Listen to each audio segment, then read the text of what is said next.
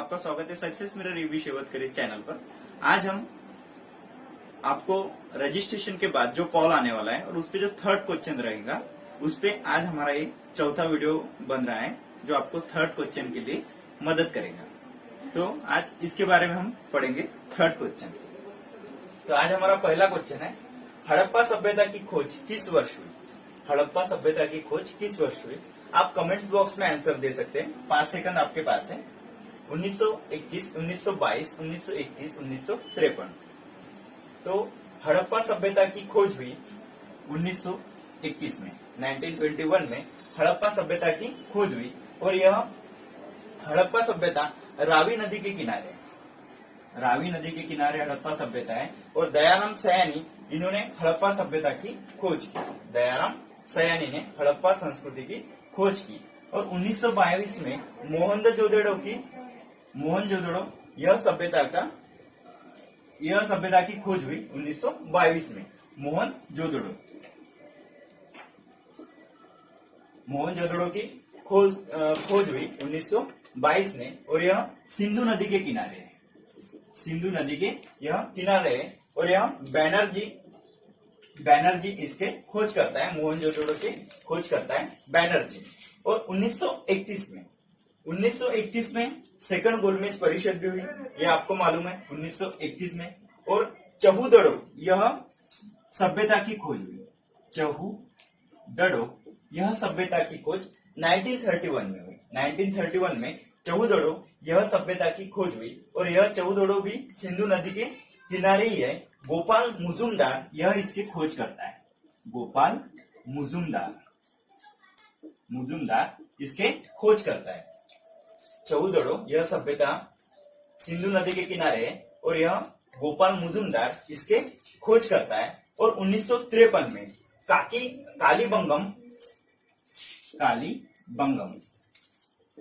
कालीबंगन यह सभ्यता की खोज हुई 1953 में। बी लाल यह सभ्यता के खोज करता है, बी लाल यह सभ्यता के खोज करता है और यह घाघरा नदी के किनारे, यह सभ्यता की खोज हुई घाघरा नदी के किनारे।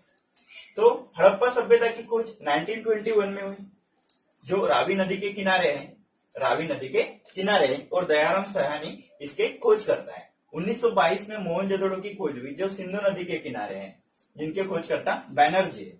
चहुदड़ो 1931 में जिसकी खोज हुई सिंधु नदी के किनारे, गोपाल मुजुमदार इसके खोज करता है। 1953 में कालीबंगम जो घाघरा नदी के किनारे है और इसके खोज करता बी लाल यह इसके खोज करता है। सेकंड क्वेश्चन है, भारत में रेल सेवा किस वर्ष प्रारंभ हुई? भारत में रेल सेवा किस वर्ष प्रारंभ हुई? 1829 में हुई, 1853 में हुई, 1856 में हुई या 1858 में हुई? तो भारत में रेल सेवा 16 अप्रैल 1853 में मुंबई से ठाणे के बीच रेल सेवा 34 किलोमीटर डिस्टेंस पार किया था और 16 अप्रैल 1853 में रेल सेवा शुरू हुई थी। डलहौसी के कार्यकाल में यह रेल सेवा शुरू हुई। वह उस समय भारत के गवर्नर जनरल थे डलहौसी, लॉर्ड डलहौसी, उनके कार्यकाल में भारत में रेल सेवा शुरू हुई। और अभी भारत में रेलवे के 17 मंडल हैं, 17 जोन अभी भारत में रेलवे के हैं। तो यह 1853 में भारत की रेल सेवा यहाँ पे शुरू हुई। 1829 में क्या हुआ? तो 1829 में एक महत्वपूर्ण घटना हुई थी, सती प्रथा बंद हुई थी। सती प्रथा जो थी वह बंद हुई थी 1829 में। और इस समय भारत के गवर्नर जनरल थे लॉर्ड बेंटिंक। इस समय भारत के गवर्नर जनरल थे लॉर्ड बेंटिंक और उनके साथ राजा राममोहन राय ने मिलकर सती प्रथा 1829 में बंद की थी। 1829 में राजा राममोहन राय ने उनके साथ मिलकर सती प्रथा बंद की थी। और 1856 में पहले ये देखेंगे 1858। तो 1858 में क्या हुआ? तो 1858 में जो गवर्नर जनरल पद था वो 1858 में गवर्नर जनरल पद यहाँ पे समाप्त हुआ और 1858 से वाइसरॉय 1 नवंबर 1858 से वाइसरॉय यह पद निर्माण हुआ और पहले वाइसरॉय लॉर्ड कैनिंग यह पहले वाइसरॉय बने। 1858 में। और 1856 में ही जो भारत के गवर्नर जनरल थे वो लॉर्ड कैनिंग थे और वही भारत के पहले वाइसरॉय बने। उसके बाद दिल्ली भारत की राजधानी किस वर्ष बनी? दिल्ली भारत की राजधानी किस वर्ष बनी? 1911 में बनी, 1912 में बनी, 1914 में बनी या 1919 में बनी? तो दिल्ली भारत की राजधानी बनी 1912 में। अगर आपने तीसरे क्वेश्चन, जो आपको तीसरा क्वेश्चन पूछा जाएगा, अगर आपने 1910 भी आंसर दिया तभी भी आपका आंसर राइट गिना जाएगा, लेकिन मेरे ख्याल से अगर एक्यूरेसी ज्यादा रहेंगी तो आपके लिए बेस्ट रहेगा। तो दिल्ली भारत की राजधानी 1912 में बनी, घोषणा हुई 1911 में।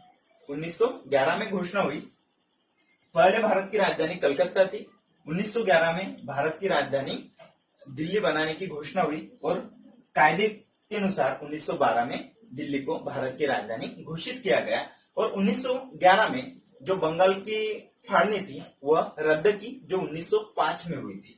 1905 में जो बंगाल की फाड़नी की घोषणा हुई थी वो 1911 में पंचम जॉर्ज की वजह से वह रद्द हुई और उसी समय भारत की राजधानी कलकत्ता से दिल्ली में स्थलांतरित हुई।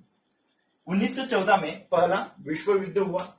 1919 में रोलेट एक्ट पारित हुआ। 1919 में जालियनवाला बाग हत्याकांड हुआ। 13 अप्रैल 1919 में जालियनवाला बाग हत्याकांड हुआ और यही जालियनवाला बाग हत्याकांड घटना को अभी 101 साल पूरे हो गए। 13 अप्रैल 1919 में जालियनवाला बाग, जनरल डायर ने जो जालियनवाला बाग हत्याकांड किया था, उनके 150 सिपाहियों के साथ मिलकर अमृतसर में जो जालियनवाला बाग हत्याकांड किया था वो जनरल डायर ने किया था। उसके बाद कांग्रेस ने पूर्ण स्वराज्य की घोषणा किस वर्ष की? कांग्रेस ने पूर्ण स्वराज्य की घोषणा किस वर्ष की? तो 1928 में की, 1929 में, 30 में या 32 में? आप आंसर दीजिए। तो इसका राइट आंसर है कांग्रेस ने पूर्ण स्वराज्य की घोषणा की थी 1829 में। 1829 में कांग्रेस की स्थापना कब हुई? 28 दिसंबर 1885 को कांग्रेस की लॉर्ड डफरिन के कार्यकाल में कांग्रेस की स्थापना हुई। 1929 में कांग्रेस ने पूर्ण स्वराज्य की घोषणा की थी। और अभी हमने देखा कि बंगाल की फाड़नी की घोषणा हुई थी 1905 में और 1911 में वह बंगाल की फाड़नी रद्द हो गई। 1928 में एक महत्वपूर्ण घोषणा हुई। 1928 का जो पहले ये देखेंगे कि 1929 में जो पूर्ण स्वराज्य की घोषणा हुई थी वह लाहौर अधिवेशन में हुई थी और लाहौर अधिवेशन के अध्यक्ष थे पंडित जवाहरलाल नेहरू।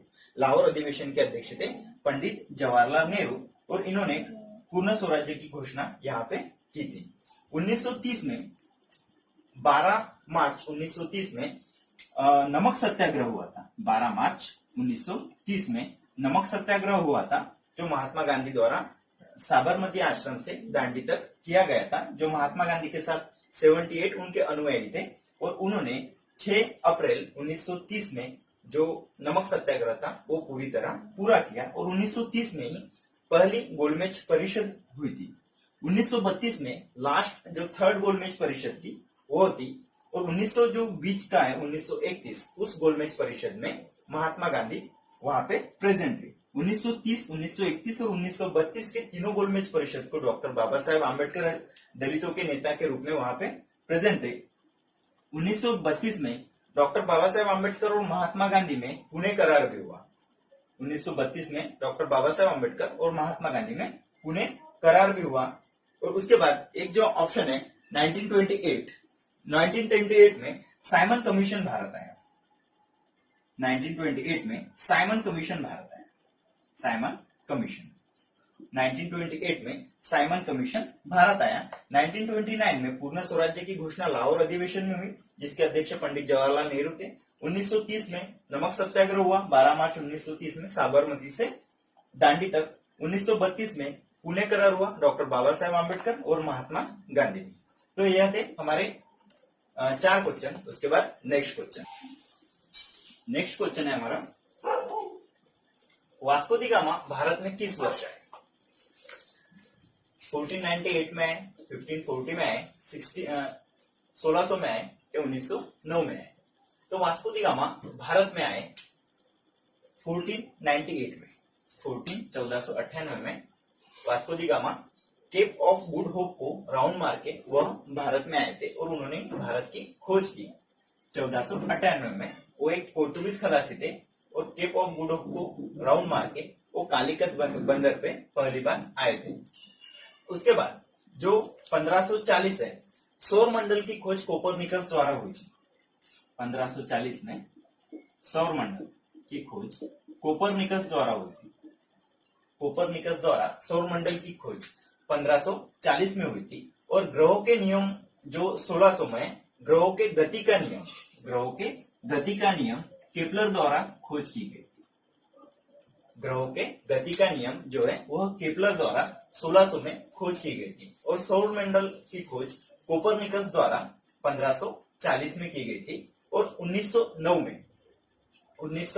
में उत्तरी ध्रुव की खोज की गई थी। 1909 में उत्तरी ध्रुव की खोज रॉबर्ट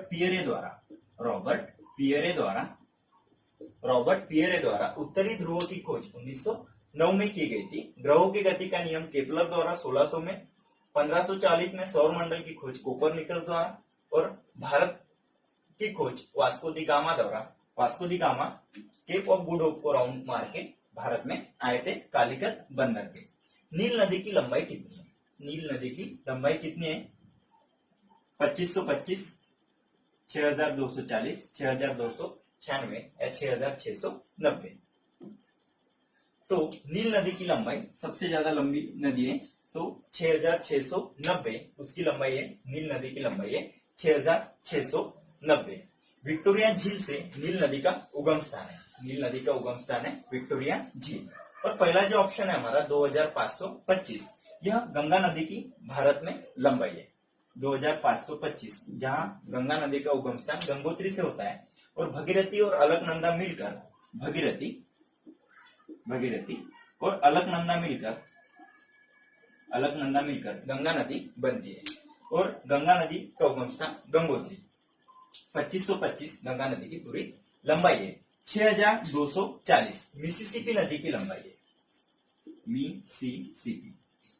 मिसिसिपी नदी की लंबाई है 6240 मिसिसिपी। और अमेज़न नदी की लंबाई है 6296 अमेज़न। और नील नदी की लंबाई है 6690 किलोमीटर। पहली पंचवार्षिक योजना किस वर्ष प्रारंभ हुई? पंचवार्षिक योजना, अभी तक 12 पंचवार्षिक योजना हो गई है और 2014 के बाद नीति आयोग आने के बाद पंचवार्षिक योजना बंद हो गई। तो पहली पंचवार्षिक योजना 1950 में हुई, 1951 में हुई, 1956 में हुई या 1969 में हुई। तो पहली पंचवार्षिक योजना 1951 में हुई। 1951 में पहले पंचवार्षिक योजना बनी 1951 में। और पंचवार्षिक योजना के पहले योजना आयोग का निर्माण किया गया। योजना आयोग 1950 में, 1950 में योजना आयोग का निर्माण किया गया। योजना आयोग जिसके अध्यक्ष पीएम होते हैं, जिसके अध्यक्ष रहते हैं पीएम, जिसका निर्माण हुआ 1950 में। 1951 में हेरोल्ड डोमोट के प्रतिमान पे पहले पंचवार्षिक योजना का निर्माण हुआ 1951 में और 1956 तक पहली पंचवार्षिक योजना चली। 1956 से 1961 तक दूसरी पंचवार्षिक योजना, यानी 1956 में दूसरी पंचवार्षिक योजना महालनोबिस इसके प्रतिमान थे। उनके दिए मॉडल पे, यानी जो मॉडल कार थे वो महालनोबिस थे। पीसी महालनोबिस जो दूसरे पंचवार्षिक योजना के मॉडल थे, उनके मॉडल पे वो पंचवार्षिक योजना तैयार की गई। 1969 में चौथी पंचवार्षिक योजना शुरू हुई। 1969 में चौथी पंचवार्षिक योजना शुरू हुई। पहली 1951 से 56 तक, दूसरी 56 से 61 तक, तीसरी 61 से 66 तक। और यहाँ पे 3 साल की गैप थी। और उसके बाद 1969 से लेके आगे चौथी पंचवार्षिक योजना 5 साल तक चली, 74 तक। तो यह था योजना आयोग का जो पंचवार्षिक योजना। अभी तक 12 पंचवार्षिक योजना यहाँ पे हुई है। और योजना आयोग जो पहले नियोजन आयोग कहा जाता है, वो योजना आयोग के रूप में जो पंचवार्षिक योजना का पूरा वर्क देखने का काम योजना आयोग करती थी, जिसका निर्माण 1950 में किया गया था और जिसके अध्यक्ष पंतप्रधान रहते थे।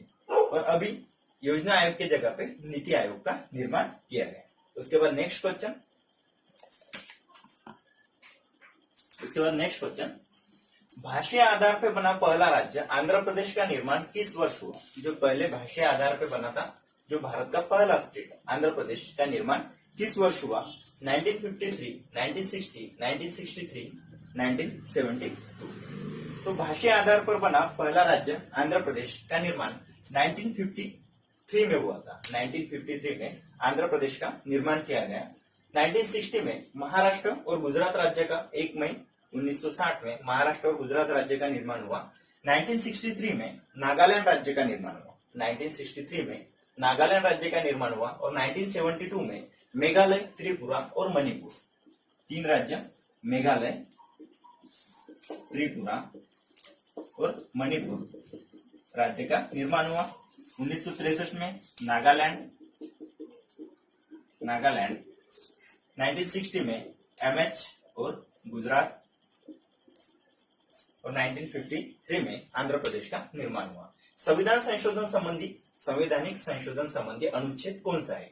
61, 81, 352 या 368? तो संविधान संशोधन संबंधी अनुच्छेद है, आपका आंसर आ गया होगा 368 जो साउथ अफ्रीका से हमने लिया था संविधान संशोधन, उसका अनुच्छेद है 368। जो हमारा तीसरा ऑप्शन है 352, यह आपातकाल संबंधित अनुच्छेद है। राष्ट्रीय आपातकाल 356, राज्य आपातकाल 352, राष्ट्रीय आपातकाल 356, राज्य आपातकाल और आर्थिक आपातकाल 360। यह आपातकाल संबंधित 3 अनुच्छेद है, 352, 356 और 360। यह अभी तक आर्थिक आनी बानी हमारे यहाँ पे नहीं लगी, जो 360 में आते हैं, अर्थशास्त्र आर्थिक आनी बानी। 81 लोकसभा संबंधित अनुच्छेद 81, 61 राष्ट्रपति पे लगाए महाभियोग जो लगाते हैं, उसके राष्ट्रपति के हाथों अगर संवैधानिक अवहेलना होती है तो राष्ट्रपति पर 61 अनुच्छेद अनुसार महाभियोग लगाया जाता है। राज्यसभा में महाराष्ट्र की सदस्य संख्या कितनी है? 40 है, 42 है, 48 है या 88? तो राज्यसभा में महाराष्ट्र की सदस्य संख्या है 48 महाराष्ट्र की सदस्य संख्या है। यह क्वेश्चन यहाँ पे इसलिए डाला कि आपके स्टेट में राज्यसभा से और लोकसभा से कितने सदस्य जाते हैं, इसकी जानकारी आपको रखना जरूरी है। राज्यसभा में महाराष्ट्र की सदस्य संख्या है 48, 40 यह बिहार की संख्या है, राज्यसभा में जाते हैं खासदार, बिहार से 40 खासदार राज्यसभा में जाते हैं, पश्चिम बंगाल से 42 खासदार राज्यसभा में जाता है और सबसे ज्यादा यूपी से 80 खासदार राज्यसभा में जाते हैं। और राज्यसभा अनुच्छेद 80 में राज्यसभा का उल्लेख किया गया है, अनुच्छेद 80 में राज्यसभा का उल्लेख किया गया है। और राज्यसभा कभी सबसे बड़ा सभागृह, लोकसभा से बड़ा सभागृह है राज्यसभा, और संसद बनती है लोकसभा, राज्यसभा और राष्ट्रपति को मिलाकर संसद का निर्माण होता है। और संसद का अनुच्छेद है 79, संसद का अनुच्छेद है 79। तो यह क्वेश्चन जो आपके लिए महत्वपूर्ण थे, इसी प्रकार के क्वेश्चन आपको पूछे जाएंगे विद ऑप्शन के साथ। मैंने आपको एक्सप्लेन करके बताया है और आपके जो कमेंट्स आ रहे हैं वो कमेंट्स पे भी मैं वीडियो बना रहा हूं। अगर आपको यहाँ पे कोई भी समस्या है या किसी सब्जेक्ट पे आपको वीडियो होना है तो आप कमेंट्स बॉक्स में आंसर उसका रिप्लाई दे सकते हैं। ओके दोस्तों।